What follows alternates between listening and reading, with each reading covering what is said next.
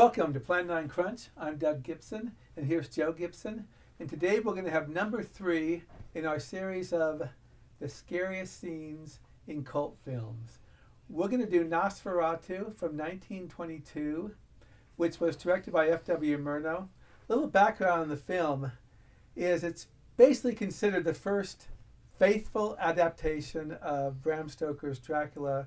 And of course, faithful is open to debate all the time.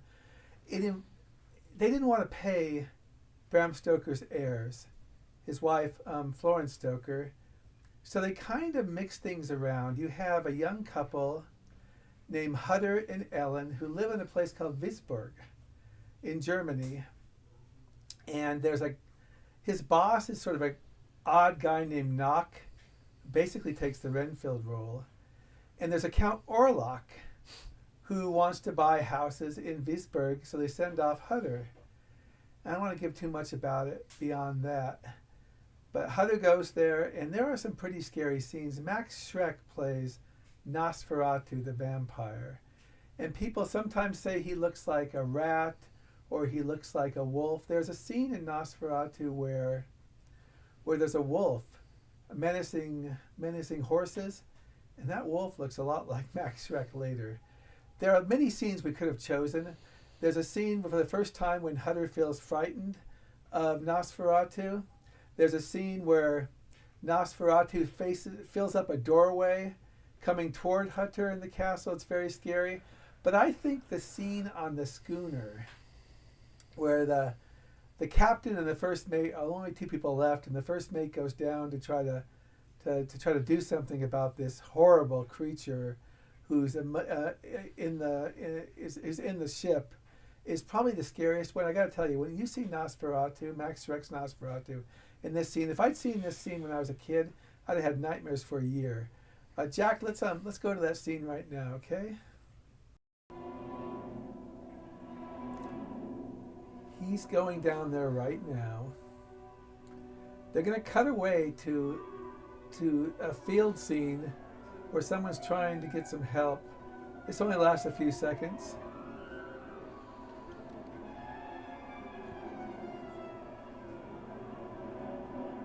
Okay. This is very creepy, particularly the use of rats.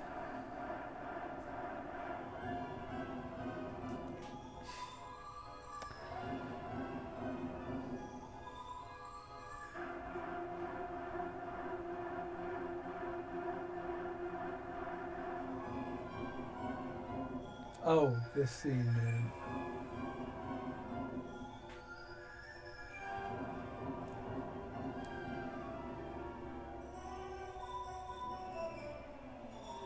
The hand coming out, I feel, is very effective.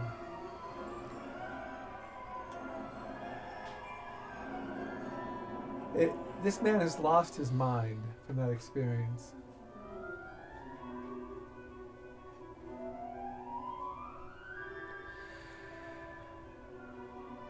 I think these silent films conveyed emotion so well, and there's so much expressionism in these scenes too. The captain's not going to go down. He's not going to jump. He'll go down with the ship. Another effective scene, shooting up on Max Schreck. Really creepy looking vampire.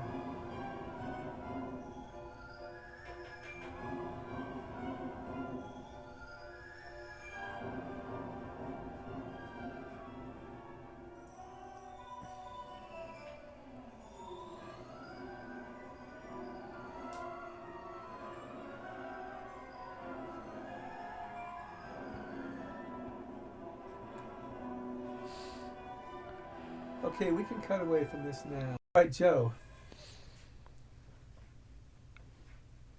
Joe, I want to ask you a question. We just saw the last. What's the name of that Demeter movie? Last Voyage of Demeter. The Last Voyage of Demeter. Thanks. What do you see similarities in those 2 movies right now? Yeah, funny you asked that, because I just noticed that there's a fair bit. A lot of the angles on Orlok or Dracula in that movie. Especially, I noticed the first mate carrying an axe around, going down lower levels. That's in the 3rd act of Demeter as well. Of course, the captain tying himself to the mast is in all versions of the story. So that's going to be there. It's interesting because a lot of the last voyage of the Demeter got a lot of criticism. We liked it. I think you might appreciate that movie more if you watch Nosferatu, maybe. Because one issue I had with Demeter was I didn't think the vampire was effective, but Orlok's pretty animalistic himself, isn't he? Well, to be fair, upon rewatching the movie, we realized the vampire had dialogue in Demeter. Yeah, it's just so quiet. Very carefully to that. Yeah. I want to talk a little bit more about Nosferatu. I mentioned that Prana, who made the film, I don't know the details, but it seems to me they tried to skip away from paying the Stoker heirs any money. And they were taken to court, and they lost. And they had to declare bankruptcy. And every print except one of Nosferatu was destroyed. Fortunately, that print made its way to America, and now we can watch beautiful 4K restorations of Nosferatu. In Gary D. Rhodes' book, which I'm holding here, called Vampires in Silent Cinema, which came out, I believe, earlier this year from Edinburgh University Press, there's an entire chapter devoted to the premiere of Nosferatu, at least the premiere in Germany, where it was part of a celebration, almost a festival, where they had other activities. It's a fascinating chapter, so I highly recommend this book, because Nosferatu is probably the signature silent film on the Dracula era. There are other movies out there, most of them lost. There's Dracula's Death, which was a Hungarian film made. There's I can't remember, the Afterlife, a Russian film that has a vampire that's also lost. These lost films can always be found sometime, but it's unlikely they will be. So anyways, this was Nosferatu, Plan9Crunch Scariest Scenes 3. And remember that Plan9Crunch, we have a Facebook page. Please like or follow. We have a YouTube page. Please subscribe. And our blog, at least for the time being, is plan9crunch.blogspot.com. And again, thank you for your time. We'll have more scary scenes. And for Joe and I, that's a wrap.